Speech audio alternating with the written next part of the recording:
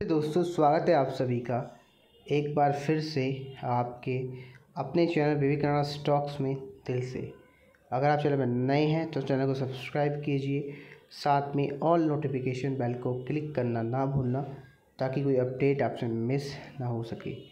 साथ में आप हमें टेलीग्राम, ट्विटर, इंस्टा फॉलो कर सकते हो। सभी लिंक्स आपको नीचे मिल जाएंगे। चलिए दोस्तों, बात करते हैं कुछ बेसिक स्टॉक्स के बारे में।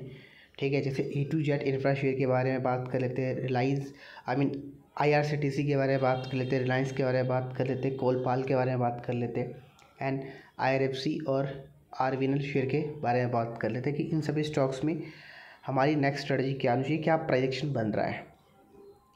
बात करते हैं A2Z इंफ्रा शेयर से, तो थोड़ा यहाँ पर अपनी बात करना चाहूँगा। बहुत पहले स्टॉक 4 रुपये 80 पैसे सजेस्ट किया था। ठीक है, बहुत डिसेंट रिटर्न हमने कमाया। हमारे स्टॉक के टारगेट 15-16 रुपये के थे जो मैच हो चुके हैं, मतलब अचीव हो चुके हैं। और दोबारा से मैंने आपको एक छोटा अपडेट दिया था। मैंने ये बात बोली थी, ये स्टॉक जब तक इस प्राइस के ऊपर ट्रेड कर रहा है 8 रुपये 50 पैसे के ऊपर, आप स्टॉक को कैरी कर सकते हो। ठीक है, तो मैं यही बोलूँगा, जब तक ये स्टॉक 8 रुपये के ऊपर कैरी ट्रेड कर रहा है आप स्टॉक को होल्ड करिए। जिनके पास है, जिन्होंने फ्रेश एंट्री करी है 11 रुपये 10 रुपये के आसपास, 8 रुपये टूटता है तो आप इस स्टॉक से एग्जिट कर सकते हो, मतलब लॉस बुक कर सकते हो। बाकी जिन्होंने 4 रुपये में बाय किया है और छोटी मोटी क्वांटिटी, वो लोग छोड़ सकते हैं 32 से 30 रुपये के टारगेट के लिए। पर्सनली मेरे पास स्टॉक का अभी एक भी शेयर नहीं है।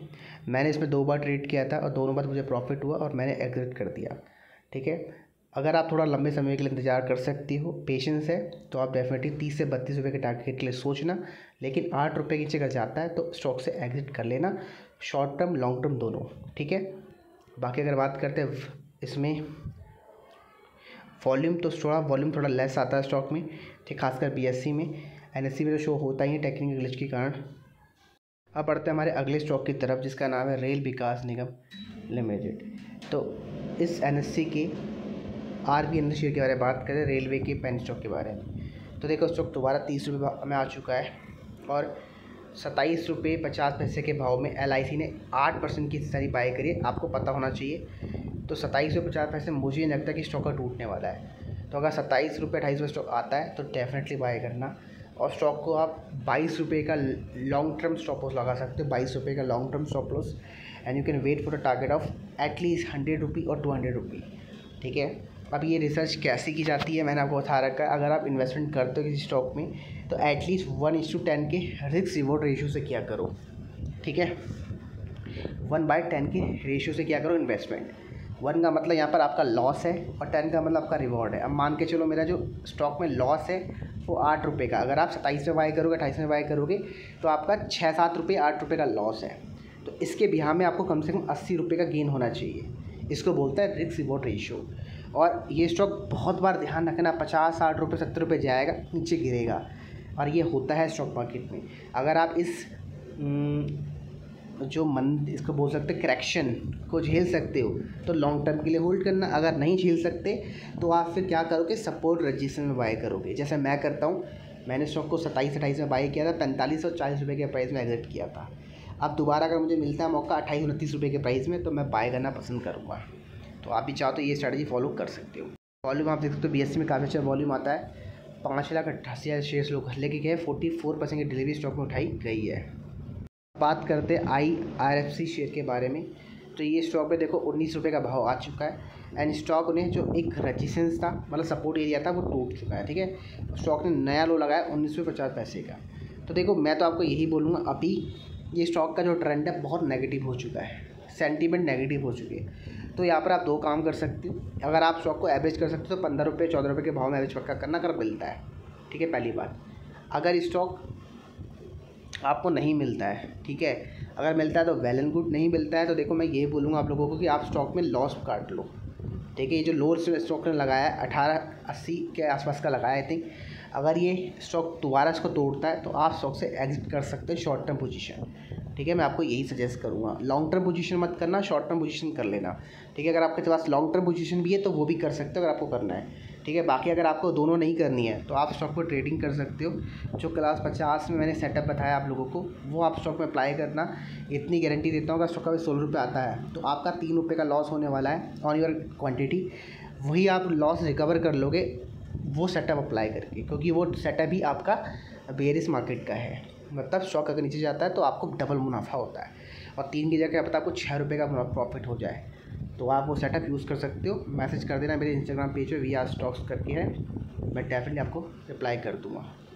देख सकते हैं ये स्टॉक में भी ऑलमोस्ट 14 लाख शेयर्स लोग लेके गए, 51% की डेली स्टॉक में उठाई गई है। तो बात करते हैं कोलपाल शेयर के बारे में। बहुत स्टॉक टूट चुका है, काफ़ी अच्छा डिविडेंड आपको कंपनी देती है, 1500 रुपये के आसपास ट्रेड कर रहा है। काफ़ी स्टॉक टूट चुका है और काफ़ी अच्छा रिटर्न ये कमा के मुझे लगता है आपको दे सकता है। नज़रों में रखो, ठीक है। और मुझे लगता है स्टॉक का प्राइस 1400 रुपये के भाव में भी अच्छा लगता है, 1500 के भाव में अच्छा लगता है। स्टॉक डेफिनेटली अपना ऑल टाइम हाई इसको रिटेस्ट करने जाएगा, नज़रों में रखो। पोटेंशियल है इसमें एक अच्छा खासा पैसा जनरेट करके आपको देने का, ठीक है। तो नज़रों में रखो, कोलपाल काफ़ी अच्छा लगता है इस प्राइस में भी। दोस्तों हमारा फाइनल स्टॉक है IRCTC। ये स्टॉक भी बहुत टूट चुका है अपने हाई से, ठीक है। लास्ट 6 मंथ में 34 से 32% टूट चुका है। ऑलमोस्ट 30% की गिरावट स्टॉक में देखने को मिलती है।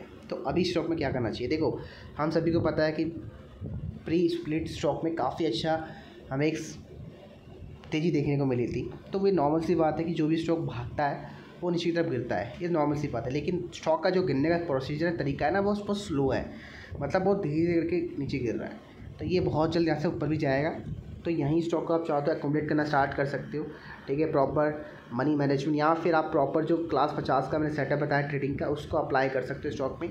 इन केस अगर स्टॉक में आपको लॉस भी होता है तो वो नॉमिनल सा लॉस होगा, वो रिकवर कर जाएगा अगर आप ट्रेडिंग करोगे, ठीक है। तो मैं यही बोलूँगा, चाहो तो आप स्टॉक को डेफिनेटली यहाँ पर बाय करके चल सकते हो 500 रुपये के लेवल्स में, 580 रुपये के लेवल्स में। स्टॉक अच्छा लगता है, नो डाउट।